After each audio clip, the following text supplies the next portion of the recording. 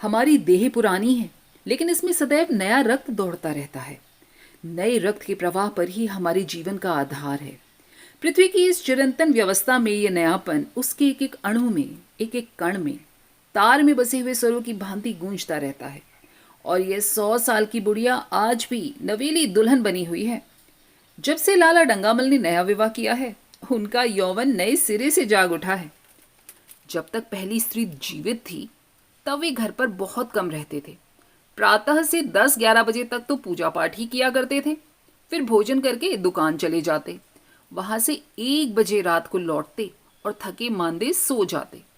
यदि लीला कभी कहती, जरा और जल्दी आ जाया करो, तो बिगड़ जाते और कहते, तुम्हारे लिए क्या दुकान छोड़ दूं या रोजगार बंद कर दूं? ये वो जमाना नहीं है कि एक लोटा जल चढ़ाकर लक्ष्मी जी प्रसन्न कर ली जाएं। आज उनके चौखट पर माथा रगड़ना पड़ता है, तब भी उनका मुंह सीधा नहीं होता। बड़ी मुश्किल से राजी होती हैं। लीला बेचारी चुप हो जाती। क्या कहती? अभी 6 महीने पहले की ही तो बात है। लीला को ज्वर चढ़ा हुआ था। लाला जी दुकान जाने लगे तो उसने डरते डरते कहा था, देखो मेरा जी अच्छा नहीं है, जरा जल्दी आ जाना। डंगामल ने पगड़ी उतारकर खूंटी पर लटका दी और बोले, अगर मेरे बैठे रहने से तुम्हारा जी अच्छा हो जाए तो मैं दुकान न जाऊंगा।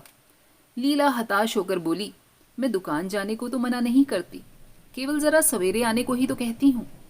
तो क्या दुकान पर बैठा हुआ मैं मौज मस्ती किया करता हूं? लीला इसका क्या जवाब देती? पति का यह स्नेहहीन व्यवहार उसके लिए कोई नई बात न थी। इधर कई साल से उसे इसका कठोर अनुभव हो रहा था कि उसकी इस घर में कद्र नहीं है। वह अक्सर इस समस्या पर विचार भी किया करती, पर वह अपना कोई अपराध न पाती। वह पति की सेवा अब पहले से ज्यादा करती, पहले से ज्यादा मन लगाकर भी करती।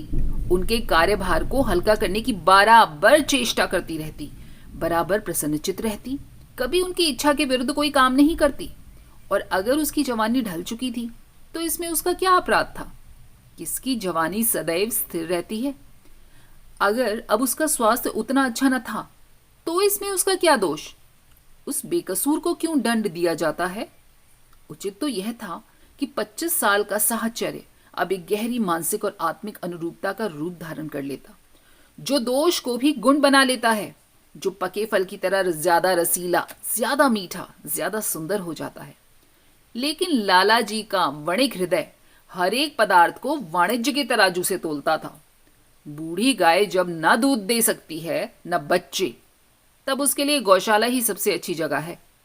उनके विचार में लीला के लिए इतना ही काफी था कि वो घर की मालकिन बनी रहे, आराम से खाए और एक कोने में पड़ी रहे। उसे अख्तियार है, चाहे जितने जेवर बनवाए, चाहे जितना स्नान व पूजा करे, केवल उनसे दूर रहे। मानव प्रकृति की जटिलता का एक रहस्य यह था कि डंगामल जिस आनंद से लीला को वंचित रखना चाहते थे, जिसकी उसके लिए कोई जरूरत ही न समझते थे, खुद उसी के लिए सदैव प्रयत्न करते रहते थे। लीला 40 वर्ष की होकर बूढ़ी समझ ली गई थी, किंतु वे 43 के होकर अभी जवान ही थे, जवानी के उन्माद और उल्लास से भरे हुए। लीला से अब उन्हें एक तरह की अरुचि होती थी, और वह दुखिया जब अपनी त्रुटियों का अनुभव करके प्रकृति के निर्दय आघातों से बचने के लिए रंग व रोगन की आड़ लेती, तब लाला जी उसके बूढ़े नखरों से और भी घृणा करने लगते। वे कहते, वाहरी तृष्णा, 7 लड़कों की तो माँ हो गई, बाल खिचड़ी हो गए, चेहरा धुले हुए फलालैन जैसा सिकुड़ गया, मगर आपको अभी महावर, सिंदूर, मेहंदी और उपटन की हवस बाकी ही है। औरतों का स्वभाव भी कितना विचित्र है, न जाने क्यों बनाव श्रृंगार पर इतना जान देती हैं। पूछो, अब तुम्हें और क्या चाहिए? क्यों नहीं मन को समझा लेती कि जवानी विदा हो गई है और इन उपादानों से वो वापस नहीं बुलाई जा सकती। लेकिन वे खुद जवानी का स्वप्न देखते रहते थे। उनकी जवानी की तृष्णा अभी शांत न हुई। जाड़ों में रसों और पाकों का सेवन करते रहते थे। हफ्ते में 2 बार खिजाब लगाते थे और एक डॉक्टर से मंकिंग लैंड के विषय में पत्र व्यवहार कर रहे थे। लीला ने उन्हें असमंजस में देखकर कातर स्वर में पूछा, कुछ बतला सकते हो? कै बजे आओगे? लाला जी ने शांत भाव से पूछा, तुम्हारा जी आज कैसा है? लीला क्या जवाब दे? अगर अगर कहती है कि बहुत खराब है तो शायद वे महाशय वहीं बैठ जाएं और उसे जली कोटी सुनाकर अपने दिल का बुखार उतार लें। अगर कहती है कि अच्छी है तो शायद निश्चिंत होकर 2 बजे तक कहीं खबर ही न ले। इस दुविधा में डरते डरते बोली, अब तक तो हल्की थी लेकिन अब कुछ भारी हो रही है। तुम जाओ, दुकान पर लोग तुम्हारी राह देख रहे होंगे। हाँ, ईश्वर के लिए 1-2 ना बजा देना। लड़के सो जाते हैं, मुझे जरा भी अच्छा नहीं लगता। जी घबराता है। सेठ जी ने अपने स्वर में स्नेह की चाशनी देकर कहा, 12 बजे तक आ जाऊंगा। लीला का मुख धूमिल हो गया। उसने कहा, 10 बजे तक नहीं आ सकते क्या? 11:30 से पहले किसी तरह नहीं। नहीं, 10:30। अच्छा, 11 बजे। लाला वादा करके चले गए, लेकिन 10 बजे रात को एक मित्र ने मुजरा सुनने के लिए बुला भेजा। इस निमंत्रण को लाला कैसे इनकार कर देते? जब एक आदमी आपको खातिर से बुलाता है, तब ये कहाँ की भलमनसाहत है कि आप उसका निमंत्रण अस्वीकार कर दें। लाला जी मुजरा सुनने चले गए। 2 बजे लौटे। चुपके से आकर नौकर को जगाया और अपने कमरे में आकर लेटे रहे। लीला उनकी राह देखती, प्रतिक्षण विकल वेदना का अनुभव करती हुई न जाने कब सो गई। अंत को इस बीमारी ने अभागिन लीला की जान ही लेकर छोड़ी। लाला जी को उसके मरने का बड़ा दुख हुआ। मित्रों ने संवेदना के तार भेजे। एक दैनिक पत्र ने शोक प्रकट करते हुए लीला के मानसिक और धार्मिक सद्गुणों को खूब बढ़ा चढ़ाकर वर्णन किया। लाला जी ने इन सभी मित्रों को हार्दिक धन्यवाद भी दिया और लीला के नाम से बालिका विद्यालय में 5 वजीफे प्रदान किए तथा मृतक भोज तो जितने समारोह से किया गया था वो नगर के इतिहास में बहुत दिनों तक याद रहेगा। लेकिन 1 महीना भी न गुजरने पाया था कि लाला जी के मित्रों ने चारा डालना शुरू कर दिया और उसका ये असर हुआ कि 6 महीने की विधुरता के तप के बाद उन्होंने दूसरा विवाह कर लिया। आखिर बेचारे क्या करते? जीवन में एक सहचरी की आवश्यकता तो थी ही, और इस उम्र में तो एक तरह से ये अनिवार्य हो गई थी। जब से नई पत्नी आई, लाला जी के जीवन में आश्चर्यजनक परिवर्तन हो गया। दुनिया से अब उतना प्रेम नहीं था। लगातार हफ्तों न जाने से भी उनके कारोबार में कोई हर्ज नहीं होता था। जीवन के उपभोग की जो शक्ति दिन दिन क्षीण होती जा रही थी, अब वह छींटे पाकर सजीव हो गई थी। सूखा पेड़ हरा हो गया था। उसमें नई नई कपोलें फूटने लगी थीं। मोटर नई आ गई थी। कमरे नए फर्नीचर से सजा दिए गए थे। नौकरों की भी संख्या बढ़ गई थी। रेडियो आ पहुंचा था और प्रतिदिन नए नए उपहार आते रहते थे। लाला जी की बूढ़ी जवानी जवानों की जवानी से भी प्रखर हो गई थी। उसी तरह जैसे बिजली का प्रकाश चंद्रमा के प्रकाश से ज्यादा स्वच्छ और मनोरंजक होता है। लाला जी को उनके मित्र इस रूपांतर पर बधाइयां देते, जब वे गर्व के साथ कहते, भाई हम तो हमेशा जवान रहे और जवान ही रहेंगे। बुढ़ापा यहाँ आए तो उसके मुंह में कालिक लगाकर गधों पर उल्टा सवार करके शहर में निकाल दें। जवानी और बुढ़ापे को न जाने क्यों लोग अवस्था से संबद्ध कर देते हैं। जवानी का उम्र से उतना ही संबंध है जितना धर्म का आचार से, रुपए का ईमानदारी से, रूप का श्रृंगार से। आजकल के जवानों को आप जवान कहते हैं। उनकी 1000 जवानियों को भी अपने 1 घंटे से भी न बदलूंगा। मालूम होता है उनकी जिंदगी में कोई उत्साह ही नहीं है, कोई शौक नहीं है। जीवन क्या है? गले में पड़ा हुआ एक ढोल। यही सब शब्द वे घटा बढ़ाकर आशा के हृदय पटल पर अंकित करते रहते थे। आशा से बराबर सिनेमा, थिएटर और दरिया की सैर के लिए आग्रह करते रहते। लेकिन आशा, उनकी नई नवेली पत्नी, उसको न जाने क्यों इन बातों में जरा भी रुचि नहीं थी। वो जाती तो थी, मगर बहुत टाल टूल करने के बाद। एक दिन लाला जी ने आकर कहा, चलो आज बजरे पर दरिया की सैर करें। वर्षा के दिन थे, दरिया चढ़ा हुआ था। मेघमालाएं अंतर्राष्ट्रीय सेनाओं की भांति रंग बिरंगी वर्दियां पहने आकाश में कवायद कर रही थी। सड़क पर लोग मलार और बारामासा गाते हुए चल रहे थे। बागों में झूले पड़ गए थे। आशा ने बेदिली से कहा, मेरा जी तो नहीं चाहता। लाला जी ने मृदु प्रेरणा के साथ कहा, तुम्हारा मन कैसा है जो आमोद प्रमोद की ओर आकर्षित नहीं होता? चलो ना, जरा दरिया की सैर करके तो देखो। सच कहता हूं, बजरे पर बड़ी बहार रहेगी। आप जाएं, मुझे और कई काम करने हैं। काम करने को इतने नौकर चाकर और आदमी हैं, तुम क्यों काम करोगी? महाराज अच्छी सालन नहीं पकाता, आप खाने बैठेंगे तो यूं ही उठ जाएंगे। आशा अपने अवकाश का बड़ा भाग लाला जी के लिए तरह तरह के भोजन पकाने में ही लगाती रहती थी। उसने किसी से सुन रखा था कि एक विशेष अवस्था के बाद पुरुष के जीवन का सबसे बड़ा सुख रसना का स्वाद ही रह जाता है। लाला जी की आत्मा खिल उठी। उन्होंने सोचा कि आशा को उनसे कितना प्रेम है कि वह दरिया की सैर को उनकी सेवा के लिए छोड़ रही है। एक लीला थी कि मान न मान चलने को तैयार हो जाती, पीछा छुड़ाना पड़ता था, खामखा सिर पर सवार हो जाती थी और सारा मजा किरकिरा कर देती थी। स्नेह भरे उलाहने से बोले, तुम्हारा मन भी बड़ा विचित्र है। अगर एक दिन सालन फीका भी रह गया तो क्या तूफान आ जाएगा। तुम तो मुझे बिल्कुल निकम्मा बनाए देती हो। अगर तुम न चलोगी तो मैं भी न जाऊंगा। आशा ने जैसे गले से फंदा छुड़ाते हुए कहा, आप भी तो मुझे इधर उधर घुमा घुमा कर मेरा मिजाज बिगाड़ देते हैं। ये आदत पड़ जाएगी तो घर का धंधा कौन करेगा। अरे मुझे घर के धंधों की रत्ती भर परवाह नहीं, बाल की नोक बराबर भी नहीं। मैं तो चाहता हूं कि तुम्हारा मिजाज बिगड़े और तुम गृहस्थी की चक्की से दूर रहो। और तुम मुझे बार बार आप क्यों कहती हो। मैं चाहता हूं तुम मुझे तुम कहो, तू कहो, गालियां दो, धौल जमाओ। तुम तो मुझे आप कह के जैसे देवता के सिंहासन पर बिठा देती हो। मैं अपने घर में देवता नहीं, चंचल बालक बनकर रहना चाहता हूं। आशा ने मुस्कुराने की चेष्टा करके कहा, भला मैं आपको तुम कहूंगी। तुम बराबर वालों को कहा जाता है, बड़ों को नहीं। मुनीम ने 1 लाख के घाटे की खबर सुनाई होती तो भी शायद लाला जी को इतना दुख ना होता जितना आशा के इन कठोर शब्दों से हुआ। उनका सारा उत्साह, सारा उल्लास जैसे ठंडा पड़ गया। सिर पर बाकी रखी हुई फूलदार टोपी, गले में पड़ी हुई जोगिया रंग की चुनी रेशम चादर, वह तंजेब का बेलदार कुर्ता जिसमें सोने के बटन लगे हुए थे, ये सारा ठाठ कैसे उन्हें हास्यपद जान पड़ने लगा, जैसे वह सारा नशा किसी मंत्र से उतर गया हो। निराश होकर बोले, तो तुम्हें चलना है या नहीं। जी नहीं चाहता। तो मैं भी न जाऊं। मैं आपको कब मना करती हूं, आशा बोली। फिर आप कहा। आशा ने जैसे भीतर से जोर लगाकर कहा, तुम, और उसका मुखमंडल लज्जा से आरक्त हो गया। हाँ हाँ, इसी तरह तुम कहो करो। तो तुम नहीं चल रही हो। अगर मैं कहूं तुम्हें चलना पड़ेगा तब चलूंगी।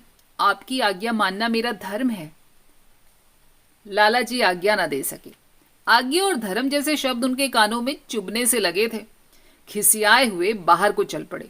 उस वक्त आशा को उन पर दया आ गई। बोली, तो कब तक लौटेंगे। मैं नहीं जा रहा हूं। अच्छा अच्छा, तो मैं भी चलती हूं। जैसे कोई जिद्दी लड़का रोने के बाद अपनी इच्छित वस्तु पाकर उसे पैरों से ठुकरा देता है, उसी तरह लाला जी ने भी मुंह बनाकर कहा, तुम्हारा जी नहीं करता तो ना चलो, मैं आग्रह नहीं करता। आशा बोली, आप नहीं, तुम बुरा मान जाओगे, है ना। आशा गई, लेकिन उमंग से नहीं। जिस मामूली वेश में थी उसी तरह चल खड़ी हुई। ना कोई सजीली साड़ी, न जड़ाऊ गहने, न कोई श्रृंगार, जैसे कोई विधवा हो। ऐसी ही बातों पर तो लाला जी का मन झंझला उठता है। ब्याह किया था जीवन का आनंद उठाने के लिए, झिल मिलाते हुए दीपक में तेल डालकर उसे और चटक करने के लिए। अगर दीपक का प्रकाश तेज ना हुआ तो तेल डालने से क्या लाभ। ना जाने इसका मन क्यों इतना खुश्क, शुष्क और नीरस है, जैसे कोई ऊसर का पेड़ हो। कितना ही पानी डालो उसमें हरी पत्तियों के दर्शन नहीं होंगे। जड़ाऊ गहनों से भरी पोटलियां खुली हुई हैं, कहां कहां से मंगवाए, दिल्ली से, कलकत्ते से। कैसी कैसी बहुमूल्य साड़ियां रखी हुई हैं, एक नहीं सैकड़ों, पर केवल संदूकों में कीड़ों का भोजन बनने के लिए। दरिद्र घर की लड़कियों में यही ऐब होता है। उनकी दृष्टि सदैव संकीर्ण ही रही है। न खा सके, न पहन सके, न दे सके। उन्हें तो खजाना भी मिल जाए ना तो यही सोचती रहेंगी कि खर्च कैसे करें। खैर, दरिया की सैर तो हुई, पर विशेष आनंद ना आया। कई महीनों तक आशा की मनोवृत्तियों को जगाने का असफल प्रयत्न करके लालाजी ने समझ लिया कि इसकी पैदाइश ही मुहर्रमी है, लेकिन फिर भी निराश नहीं हुए। ऐसे व्यापार में एक बड़ी रकम लगाने के बाद वे उसमें अधिक से अधिक लाभ उठाने की वणिक प्रवृत्ति को कैसे त्याग देते। विनोद की नई नई योजनाएं पैदा की जाती।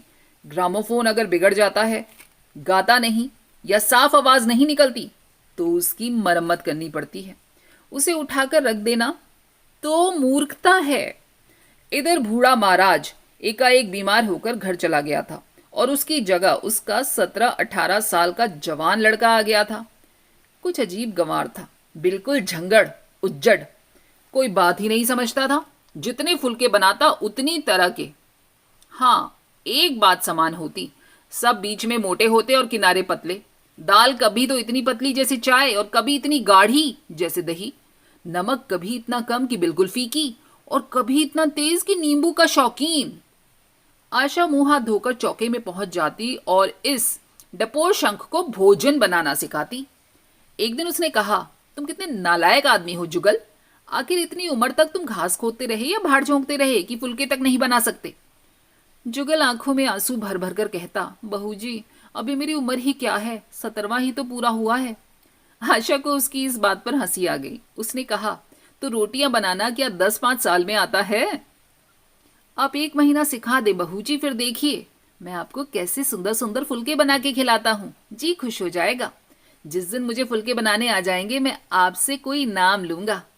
सालन तो मैं अब कुछ कुछ बनाने लगा हूं। क्यों? आशा ने हौसला बढ़ाने वाली मुस्कुराहट के साथ कहा, सालन नहीं, वो बनाना आता है। अभी कल ही नमक इतना तेज था कि खाया नहीं गया। मसाले में कचांधा आ रही थी। मैं जब सालन बना रहा था तब आप यहां कब थी? अच्छा, तो मैं जब तक यहां बैठी रहूं तब तक तुम्हारा सालन बढ़िया पकेगा। आप बैठी रहती हैं बीबी जी तब मेरी अकल ठिकाने पर रहती है। आशा को जुगल की इन भोली बातों पर खूब हंसी आ रही थी। हंसी को रोकना चाहती थी पर वह इस तरह निकल पड़ती थी जैसे भरी बोतल उड़ेल दी गई हो। और मैं नहीं रहती तब? तब तो आपके कमरे के द्वार पर जा बैठता हूँ, वहां बैठकर अपनी तकदीर को रोता हूँ। आशा ने हंसी को रोक कर पूछा, क्यों रोते क्यों हो? ये न पूछिए बहू जी, आप इन बातों को न समझ सकेंगी। आशा ने उसके मुंह की ओर प्रश्न भरी आंखों से देखा। उसका आशय कुछ तो वो समझ गई पर ना समझने का बहाना किया। तुम्हारे दादा आ जाएंगे तो क्या तुम चले जाओगे? और क्या करूंगा बहू जी, यहाँ कोई काम दिलवा दीजिए तो पड़ा रहूंगा। मुझे मोटर चलाना सिखवा दीजिए, आपको खूब सैर कराया करूंगा। अरे नहीं नहीं बहू जी, आप हट जाइए, मैं पतीली उतार लूंगा, ऐसी अच्छी साड़ी है आपकी। जुगल बोला, कहीं पतीली आपके पांव पर गिर पड़ी तो क्या होगा? हाथ ही तो आपका भी है, कहीं आपके हाथ से छूट पड़े तो? लाला डंगामल ने रसोई के द्वार पर आकर कहा, आशा जरा यहां आना, देखो तुम्हारे लिए कितने सुंदर गमले लाया हूं। तुम्हारे कमरे के सामने रखे जाएंगे। तुम यहां कहां धुएं धक्कड़ में क्यों हलकान होती हो? इस लड़के से कह दो कि जल्दी महाराज को बुलाए, नहीं तो मैं कोई दूसरे आदमी का बंदोबस्त कर लूंगा। महाराजों की कोई कमी नहीं है यहां। आखिर कब तक रियायत करें? गधों को जरा भी तमीज नहीं आई। सुनता है जुगल, लिख दे आज अपने बाप को जल्दी वापस आए। चूल्हे पर तवा रखा हुआ था। आशा रोटियां बेलने में लगी थी। जुगल तवे के लिए रोटियों का इंतजार कर रहा था। ऐसी हालत में भला आशा कैसे गमले देखने जाती? उसने कहा, जुगल रोटियां टेढ़ी मेढ़ी बेल डालेगा। लाला जी ने कुछ चिढ़कर कहा, अगर रोटियां टेढ़ी मेढ़ी बेलेगा तो निकाल दिया जाएगा। आशा अनसुनी करके बोली, 10-5 दिन में सीख जाएगा, निकालने की क्या जरूरत है? तुम आकर बतला दो भाई, गमले कहाँ रखे जाएं। कहती तो हूं, रोटियां बेलकर आई जाती हूं। नहीं, मैं कहता हूं तुम रोटियां मत बेलो, इधर आओ। अब तो खामखा जिद करने लगे हो। लाला जी सन्नाटे में आ गए। आशा ने कभी इतनी रुखाई से उन्हें कभी जवाब नहीं दिया था। और ये केवल रुखाई न थी, इसमें कटुता भी थी। लज्जित होकर चले गए। उन्हें ऐसा क्रोध आ रहा था कि इन गमलों को तोड़कर फेंक दें और सारे पौधों को चूल्हे में डाल दें। जुगल ने अपने सहमे हुए स्वर में कहा, अब चली जाइए बहू जी, सरकार बिगड़ जाएंगे। बको मत, जल्दी जल्दी फुलके सेको, नहीं तो निकाल दिए जाओगे। और आज मुझसे रुपये लेकर अपने लिए कपड़े बनवा लो। भिकमंगो किसी हालत बना रखी है, ऐसी गंदी सूरत बनाए घूमते हो। और बाल क्यों इतने बढ़ा रखे हैं? तुम्हें नाई भी नहीं जुड़ता क्या? जुगल ने दूर की बात सोची, बोला, कपड़े बनवा लूं तो दादा का हिसाब क्या दूंगा? अरे पागल, मैं हिसाब में नहीं देने को कहती हूं, मुझसे ले जाना। जुगल काहिलपन की हंसी हंसा, आप बनवाएंगी तो अच्छे कपड़े लूंगा, खद्दर के, मलमल का कुर्ता, खद्दर की धोती, रेशमी चादर और अच्छी सी चप्पल। आशा ने मीठी मुस्कान से कहा, और अगर अपने दाम से बनवाने पड़े तो क्या करोगे? तब तो मैं कपड़े ही बनवाऊंगा। बड़े चालाक हो तुम जुगल। जुगल ने अपनी बुद्धिमत्ता का प्रदर्शन किया। आदमी अपने घर में सूखियां रोटी खाकर सो जाता है, लेकिन दावत में तो अच्छे अच्छे पकवान ही खाता है। वहां भी अगर सूखी रोटियां मिले तो वो दावत में जाए ही नहीं। ये सब मैं नहीं जानती, एक गाढ़े का कुर्ता बनवा लो और एक टोपी ले लो, हजामत के लिए 2 आने पैसे ऊपर से ले लो, समझ गए? जुगल ने मान करके कहा, रहने दीजिए बीबी जी, मैं नहीं लेता, अच्छे कपड़े पहन कर निकलूंगा, तब तो आपकी याद आवेगी ना। सड़ियल कपड़े पहनकर तो और जी जलेगा। तुम स्वार्थी हो, मुफ्त के कपड़े लोगे और साथ ही बढ़िया भी लोगे। जब यहां से जाने लगूं बीबी जी, तब आप मुझे अपना एक चित्र दे दीजिएगा। जुगल बोला, अरे मेरा चित्र लेकर क्या करोगे? आशा ने कहा, अपनी कोठरी में लगाऊंगा और नित्य देखा करूंगा। बस वही साड़ी पहनकर खिंचवाना जो कल पहनी थी, और वही मोतियों की माला भी हो। मुझे नंगी नंगी सूरत अच्छी नहीं लगती। आपके पास तो बहुत गहने होंगे, आप पहनती क्यों नहीं है बीबी जी? तो तुम्हें गहने अच्छे लगते हैं? बहुत बीबी जी। लाला जी ने फिर आकर जलते हुए मन से कहा, अभी तक तुम्हारी रोटियां नहीं पकी? जुगल, अगर कल से तूने अपने आप अच्छी रोटियां ना पकाई ना, तो मैं तुझे निकाल दूंगा। आशा ने तुरंत हाथ मुंह धोया और बड़े प्रसन्न से लाला जी के साथ गमले देखने चली गई। इस समय उसकी छवि में प्रफुल्लता की रौनक थी, बातों में भी जैसे शक्कर घुली हुई थी। लाला जी का सारा खिसियानापन मिट गया था। उसने गमलों को मुग्धा नजरों से देखा। उसने कहा, मैं इनमें से कोई गमला न जाने दूंगी, सब मेरे कमरे के सामने रखवाना। सारे के सारे कितने सुंदर पौधे हैं, वाह! इनके हिंदी नाम भी मुझे बतला देना। लाला जी ने छेड़ा, सब गमले क्या करोगी? 10-5 पसंद कर लो, शेष में बाहर रखवा दूंगा। जी नहीं, मैं एक भी नहीं छोड़ूंगी, सब यहीं रखे जाएंगे मेरे कमरे के सामने। बड़ी लालचिन हो तुम तो। लालचिन ही सही, मैं आपको एक भी न दूंगी, 2-4 तो दे दो, इतनी मेहनत से लाया हूं। जी नहीं, इनमें से एक भी नहीं मिलेगा लाला जी आपको तो। दूसरे दिन आशा ने अपने को आभूषण से खूब सजाया और फिरोजी साड़ी पहनकर निकली। तब लाला जी की आंखों में ज्योति आ गई, चमक आ गई। समझे, अवश्य ही अब उनके प्रेम का जादू कुछ न कुछ चल रहा है। नहीं तो उनके बार बार आग्रह करने पर भी, बार बार याचना करने पर भी उसने कोई आभूषण न पहना था। कभी कभी मोतियों का हार गले में डाल लेती थी, वो भी बड़े ऊपरी मन से। और आज आज वो आभूषणों से अलंकृत होकर फूली नहीं समाती, इतराई जाती है। मानो कहती हो, देखो मैं कितनी सुंदर हूं। पहले जो बंद कली थी वो आज खिल गई थी। लाला जी पर घड़ों नशा चढ़ा हुआ था। वे चाहते थे उनके मित्र और बंधु वर्ग आकर इस सोने की रानी के दर्शन से अपनी आंखें ठंडी करें, देखें कि वो कितने सुखी, कितने संतुष्ट और कितनी प्रसन्न है। जिन विद्रोहियों ने विवाह के समय तरह तरह की शंकाएं की थी, वे आंखें खोलकर देखे तो सही कि डंगामल कितना सुखी है। विश्वास, अनुराग और अनुभव ने चमत्कार किया है। उन्होंने प्रस्ताव किया, चलो कहीं घूम आए, बड़ी मजेदार हवा चल रही है। आशा इस वक्त कैसे जा सकती थी? अभी तो उसे रसोई में जाना था। वहां से कहीं 12-1 बजे फुर्सत मिलेगी, फिर घर के दूसरे धंधे सिर पर सवार हो जाएंगे। सैर सपाटे के पीछे क्या घर चौपट कर दे? सेठ जी ने उसका हाथ पकड़ लिया और कहा, नहीं नहीं, आज मैं तुम्हें रसोई में न जाने दूंगा, आज तो तुम्हें मेरे साथ चलना पड़ेगा। महाराज के किए से कुछ ना होगा। अरे तो आज उसकी शामत भी आ जाएगी, तुम फिक्र ना करो, सेठ बोला। आशा के मुख पर से वो प्रफुल्लता जाती रही, मन भी उदास हो गया। एक सोफे पर लेटकर बोली, आज न जाने क्यों कलेजे में जरा मीठा मीठा दर्द हो रहा है। ऐसा दर्द कभी नहीं होता था। सेठ जी घबरा उठे, ये दर्द कब से हो रहा है तुम्हें? हो तो रहा है रात से ही, लेकिन अभी कुछ कम हो गया था, अब फिर दोबारा बढ़ गया है। रह रहकर जैसे चुभन सी हो रही है, आशा बोली। सेठ जी एक बात सोचकर दिल ही दिल में फूल उठे। अब वे गोलियां रंग ला रही हैं। राजवैद्य जी ने कहा था कि जरा सोच समझकर इनका सेवन कीजिएगा। क्यों ना हो, खानदानी वैद्य हैं।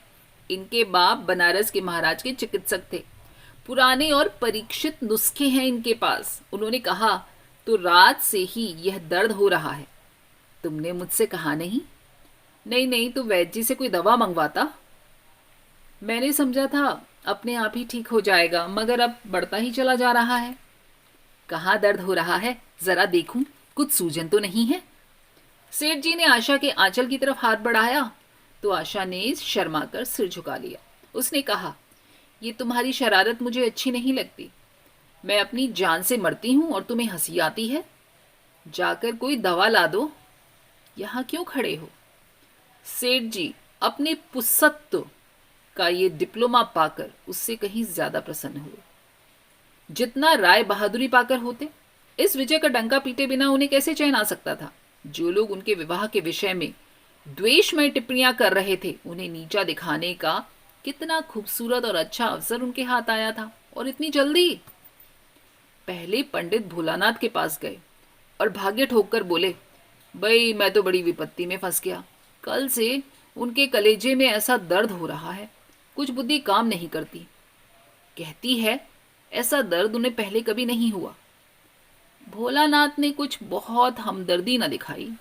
सेठ जी वहां से उठकर अपने दूसरे मित्र लाला फागमल के पास पहुंचे और उनसे भी लगभग इन्हीं शब्दों में यह शोक संवाद कहा। फागमल बड़ा शोहदा था, मुस्कुराकर बोला, मुझे तो आपकी कोई शरारत मालूम होती है। सुनकर सेठ जी की बाँछें खिल गई। उन्होंने कहा, मैं अपना दुख सुना रहा हूं और तुम्हें दिल लगी सूझती है। जरा भी आदमियत तुमने बाकी नहीं रही क्या? अरे मैं दिल लगी नहीं कर रहा हूं, इसमें दिल लगी की कोई क्या बात है? वे हैं कमसन कोमलांगी, आप ठहरे पुराने लठैत, दंगल के पहलवान। बस अगर ये बात ना निकले तो मुझे मुड़ा लूं। सेठ की आंखें जगमगा उठी, मन में यौवन की भावना प्रबल हो उठी और उसके साथ ही मुख पर भी यौवन की झलक आ गई। छाती जैसे कुछ फैल गई। चलते समय उनके पग पर कुछ अधिक मजबूती से जमीन पर पड़ने लगे और सिर की टोपी भी न जाने कैसे बांकी हो गई। आकृति से बांकपन की शान बरसने लगी। जुगल ने आशा को सिर से पांव तक जगमगाते देखकर कहा, बस बहू जी, आप इसी तरह ओढ़े पहने रहा करें। आज मैं आपको चूल्हे के पास ना आने दूंगा। आशा ने नैन बाण चलाकर कहा, क्यों? आज ये नया हुक्म क्यों? पहले तो तुमने कभी मना नहीं किया। क्या बात है? आज की बात ही दूसरी है बीबी जी। जरा सुनूं तो क्या बात है? आशा बोली। मैं डरता हूं आप कहीं नाराज ना हो जाएं। जुगल ने कहा, नहीं नहीं कहो ना, मैं नाराज ना होऊंगी। आज आप बहुत सुंदर लग रही हैं। लाला डंगामल ने असंख्य बार आशा के रूप और यौवन की प्रशंसा की थी, मगर उनकी प्रशंसा में उसे बनावट की गंध आती थी। वो शब्द उनके मुख से निकलकर कुछ ऐसे लगते थे जैसे कोई पंगु दौड़ने की चेष्टा कर रहा हो। जुगल के इन शब्दों में एक उन्माद था, एक नशा था, एक चोट थी। आशा की सारी देह प्रकंपित हो गई। तुम मुझे नजर लगा दोगे जुगल? इस तरह क्यों घूरते हो? जब यहां से चला जाऊंगा ना बीबी जी, तब आपकी बहुत याद आएगी। रसोई पकाकर तुम सारे दिन क्या किया करते हो, दिखाई नहीं देते? सरकार रहते हैं ना बीबी जी, इसीलिए नहीं आता। फिर अब तो मुझे जवाब मिल रहा है, देखिए भगवान कहाँ ले जाते हैं। आशा की मुख मुद्रा कठोर हो गई। उसने कहा, कौन तुम्हें जवाब देता है? अरे बीबी जी, सरकार ही तो कहते हैं तुझे निकाल दूंगा। अपना काम किए जाओ, कोई नहीं निकालेगा। अब तो तुम फुलके भी अच्छे बनाने लगे हो। बीबी जी, सरकार हैं बड़े गुस्सेवर। अरे 2-4 दिन में उनका मिजाज ठीक किए देती हूं। बीबी जी, आपके साथ चलते हैं तो आपके बाप से लगते हैं। अरे जुगल, तुम बड़े मुंहफट हो। खबरदार, जबान संभाल कर बात किया करो। किंतु अप्रसन्नता का यह झीना आवरण उसके मनोरहस्य को न छिपा सका। वह प्रकाश की भांति उसके अंदर से निकला पड़ता था। जुगल ने फिर उसी निर्भीकता से कहा, बीवी जी, मेरा मुंह कोई बंद कर ले तो कर ले। यहाँ यूं सभी कहते हैं। मेरा ब्याह अगर कोई 50 साल की बुढ़िया से कर दे तो मैं घर छोड़कर भाग जाऊं, या तो खुद जहर खा लूं या उसे जहर देकर मार डालूं। फांसी ही तो होगी। आशा उस कृत्रिम क्रोध को कायम न रख सकी। जुगल ने उसका हृदय वीणा के तारों पर मिजराब की ऐसी चोट मारी थी कि उसने बहुत जब्त करने पर भी मन की व्यथा उसके बाहर निकली आई। उसने कहा, भाग्य भी तो कोई वस्तु है जुगल, ऐसा भाग्य जाए भाड़ में बीबी जी। तुम्हारा ब्याह किसी बुढ़िया से ही करूंगी, देख लेना जुगल। तो मैं भी जहर खा लूंगा, देख लेना बीबी जी। क्यों? बुढ़िया तुम्हें जवान स्त्री से ज्यादा प्यार करेगी, ज्यादा सेवा करेगी। अरे तुम्हें सीधे रास्ते पर रखेगी। ये सब माँ का काम है बीबी जी। बीवी किसके काम के लिए है? उसी काम के लिए है। आखिर बीवी किस काम के लिए है? मोटर की आवाज आई। न जाने कैसे आशा के सिर का अंचल खिसक कर कंधों पर आ गया। उसने जल्दी से आंचल खींचकर सिर पर कर लिया और ये कहती हुई अपने कमरे की ओर लपकी कि लाला भोजन करके चले जाएं, तब आना। दोस्तों, कैसी लगी आपको ये कहानी? उम्मीद है पसंद आई होगी। कमेंट करके बताइएगा और अगर पसंद आई हो तो लाइक, शेयर और सब्सक्राइब करना मत भूलिएगा। फिर मिलेंगे अगली बार ऐसी ही कहानियों के साथ। तब तक अपना और अपने परिवार वालों का ख्याल रखिएगा। स्वस्थ रहिए और मस्त रहिए। नमस्कार।